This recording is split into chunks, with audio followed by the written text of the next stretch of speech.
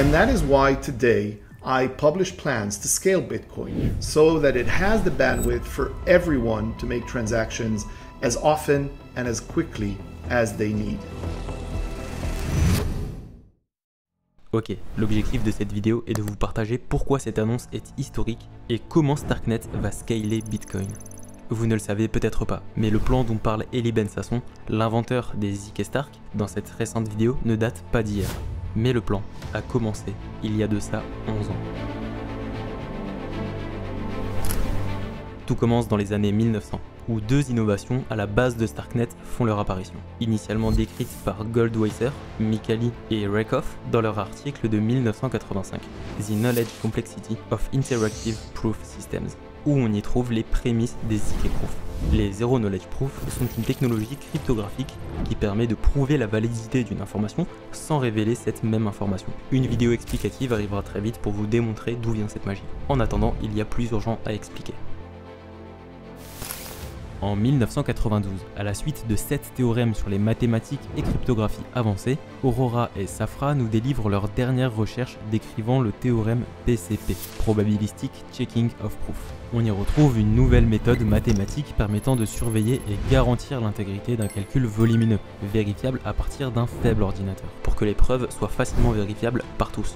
Mais ce à une seule condition, il faut que ce petit ordinateur soit à 100% fiable. Or, dans le monde conventionnel des années 1991, comment trouver le scénario d'un ordinateur faible et auquel tout le monde peut faire confiance? À cette époque-là, les transactions passent par des plateformes centralisées comme Visa et Swift. Les utilisateurs doivent faire confiance à ces plateformes pour gérer leurs transactions de manière équitable. Il était donc impossible d'utiliser PCP à ce moment-là. Mais cette condition manquante fut comblée quelques années plus tard, avec l'apparition des réseaux blockchain décentralisés.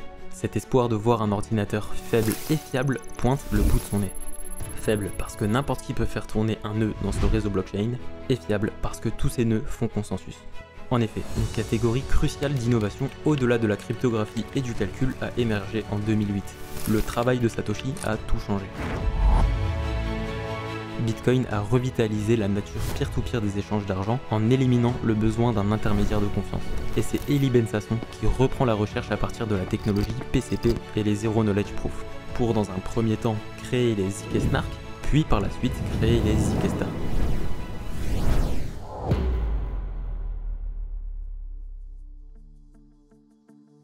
En 2013, lors d'une conférence Bitcoin, Eli Ben-Sasson a dévoilé au grand public son projet pour scaler Bitcoin. Mais pour construire au-dessus de Bitcoin, il fallait coder en Bitcoin Script, qui est un langage très simple, donc très sécurisé, mais qui ne permet pas de construire des applications complexes, comme des smart contracts rollup. Sa solution de zk-Snark ne pouvait donc pas se construire au-dessus de Bitcoin autrement qu'avec un hard fork. De nombreux membres de l'auditoire ont répondu que cette recherche cryptographique était exactement ce dont la blockchain avait besoin. La grande majorité des bitcoiners n'ont évidemment pas approuvé l'idée d'un hard fork. Pourtant, Satoshi Nakamoto, le créateur de Bitcoin, voyait lui-même une belle innovation dans les zk-Proof. Et l'idée de les appliquer à Bitcoin a été discutée dès 2010, alors qu'il était encore actif. Mais selon lui, la solution n'était pas au point pour Bitcoin à l'époque. Ça a mis 28 ans pour réussir à utiliser les zk-Proof dans la blockchain, et c'est avec Zcash. Eli Ben-Sasson a co-créé Zcash, à défaut de pouvoir intégrer les zk-Proof sur Bitcoin, faisant face au défi du fork à l'époque insurmontable. Zcash est donc un hard fork de Bitcoin, délivrant ainsi une blockchain scalable avec des transactions anonymisées. Mais Zcash est loin d'avoir le réseau décentralisé qu'a Bitcoin. Eli Ben-Sasson ne va donc pas s'arrêter à Zcash, qui ne semblait pas être cette solution de sécurité ultime d'un réseau décentralisé. Puis en 2018, Ethereum se tourne vers le sharding, ouvrant la porte au roll-up. L'objectif est simple, une blockchain ne suffit pas pour scaler, donc celle-ci multiplie les layers d'exécution, qu'on appelle les roll-up, pour se concentrer sur le layer de sécurité et décentralisation. Finalement, Ethereum allait ressembler de plus en plus à Bitcoin, mais avec la volonté d'être scalé. C'est exactement pour ça que Starkware s'est concentré sur le déploiement de zk Rollup sur Ethereum. Ethereum étant une blockchain bien décentralisée et très programmable, cette solution semblait être ce qu'il y avait de mieux pour Starkware. Il y a une convergence des lignes d'innovation. D'un côté, nous avons les PCP et les Stark, qui permet à des nœuds faibles en réseau fiable de garantir l'intégrité à plus grande échelle. D'un autre côté, nous avons la blockchain Ethereum, qui est ultra décentralisée et sécurisée, car un réseau très fiable aux nœuds faibles, qui peuvent utiliser les mathématiques pour vérifier les calculs à grande échelle. Cela a conduit à la prise de conscience significative que les blockchains s'alignent parfaitement sur les mathématiques qui garantissent l'intégrité. C'est ainsi que Eli Ben-Sasson et son équipe de développement ont pris cette opportunité et ont créé StarkEx en 2020, qui est le premier roll-up ZK Stark sur Ethereum, et aussi le seul Layer 2 à avoir une validation d'état. Les roll-ups sont la meilleure solution trouvée face au problème de scaling des blockchains. Le principe étant d'ajouter une couche spécifique au scaling au-dessus de sa blockchain qu'on appelle un Layer 2. Elle va déplacer l'exécution des transactions hors chaîne vers un réseau de nœuds distinct qui va produire des paquets de transactions puis faire vérifier ces paquets pour le prix d'une transaction sur le Layer 1. En gros, c'est ça ce qu'on appelle le sharding sur Ethereum. Il va réduire le problème de l'espace de bloc en augmentant la quantité de transactions compressibles dans un bloc, sans augmenter la taille de bloc. Sinon, les ordinateurs ne seraient pas faibles et décentralisés, et donc moins fiables. Mais Eli n'a pas oublié sa mission initiale pour autant. Avec Starknet, il veut créer une technologie qui perdurera dans le temps. Il cherche à savoir quelle sera la meilleure solution pour ce fameux trilemme de la blockchain. Il faut bien comprendre que pour Starknet, cette question revient à se demander quelle est la meilleure couche de sécurité et décentralisation. Car Starknet se positionne comme la couche de compression et scalabilité ultime. Comme on a pu le voir, pendant un moment, la réponse à cette question était par défaut Ethereum. Mais cette vision de Bitcoin en settlement est toujours restée dans la mémoire du créateur de Starknet. Jusqu'à peu, il fallait convaincre les Bitcoiners de faire un hard fork, avec de gros changements qui pouvaient mettre à risque la blockchain Bitcoin, pour pouvoir accueillir des roll-ups comme Starknet. Alors que Bitcoin a toujours promu l'ossification du protocole. Mais l'intégration de ZK Proof à Bitcoin pose plusieurs problèmes. Et selon Satoshi, le créateur de Bitcoin, le plus gros problème est qu'un nœud doive connaître toutes les transactions pour pouvoir les vérifier. Le problème est de savoir comment prouver qu'il n'y a pas d'autres dépenses.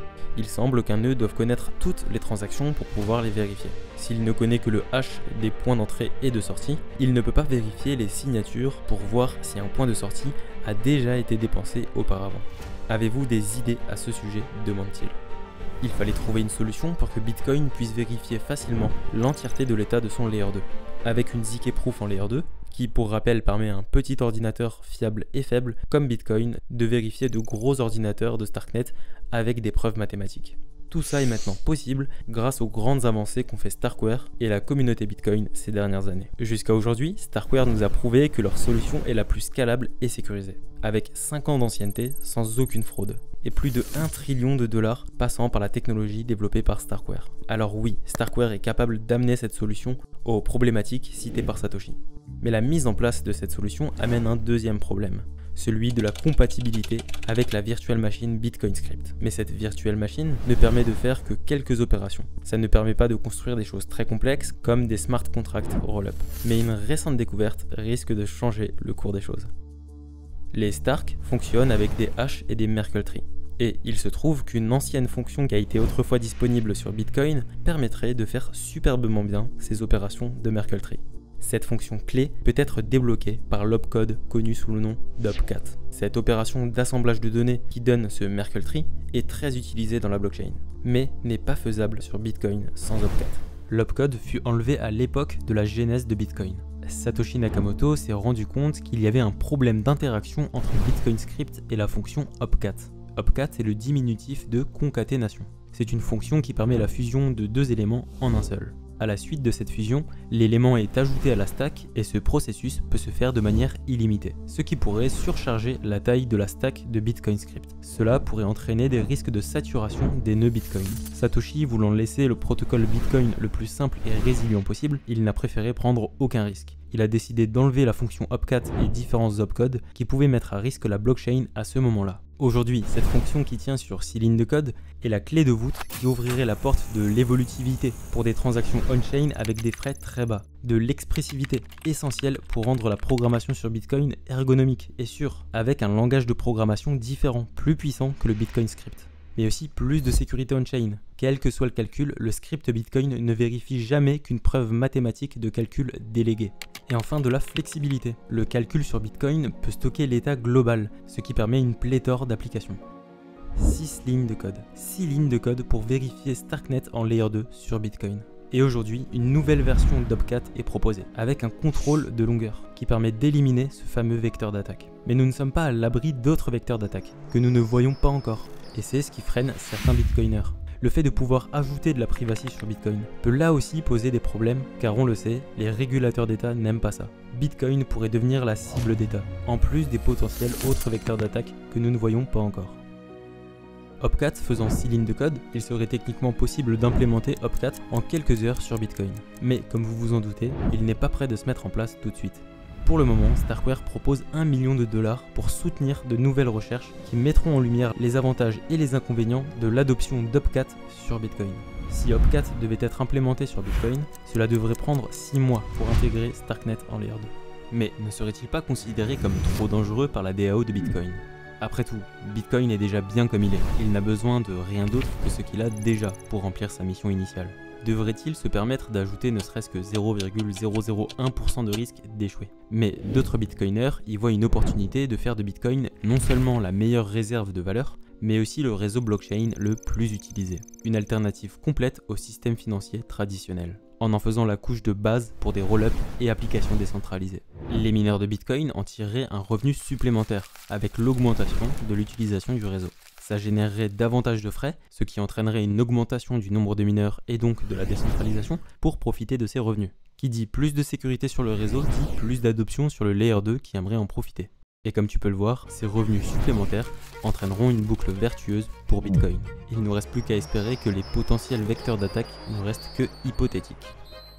L'application Bitcoin est aujourd'hui un simple système de paiement numérique, mais les marchés modernes ont besoin de plus. Avec l'implémentation de Picat, la mise en œuvre d'un vérificateur Stark dans Bitcoin Script devient une réalité. On ouvrirait Bitcoin à de meilleures options avec des coffres-forts programmables, des outils de gestion de risque et couverture, du crédit, des prêts, des produits dérivés et tout cela avec de l'anonymat si on le souhaite. Et tout cela sera possible si Bitcoin rend vérifiable d'autres virtual machines et langages de programmation avec des solutions basées sur les clients Starknet comme Kakarot, Herodotus, le layer de Starknet et ses layer 3 et RISC-0. On pourrait utiliser des langages de programmation comme du Rust, Solidity et Cairo. Bitcoin s'ouvrira à quasiment tous les développeurs cryptographiques du monde. L'objectif final d'Eli Ben Sasson est d'enfin pouvoir scaler Bitcoin en plus d'Ethereum, en installant Starknet en Layer 2, rendant ainsi les deux blockchains les plus sécurisées et décentralisées les plus scalables possibles. Pour ce faire, Starknet a tout pour réussir cet objectif.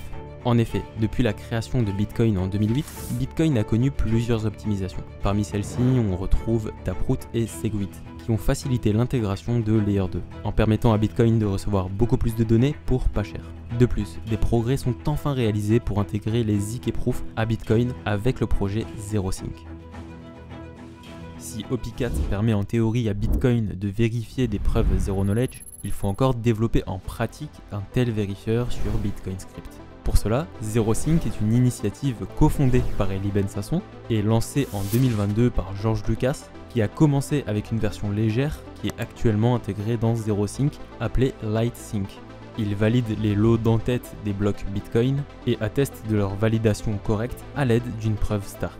S'en est suivi un développement open source de vérifieur Stark par Starkware, un grant par OnlyDust pour de la recherche et développement en 2023 et en juin 2023, Andrew Mailson qui développe le Mini Stark Prover. ZeroSync est basé sur les preuves Stark qui sont relativement simples en comparaison à d'autres systèmes de preuves. Les Stark ne reposent que sur des fonctions de hachage et des polynômes. Aucune hypothèse de confiance nouvelle n'est requise. Et surtout, il n'y a pas de configuration Trusted Setup nécessaire. Donc, aucune hypothèse de confiance est ajoutée à celle de Bitcoin.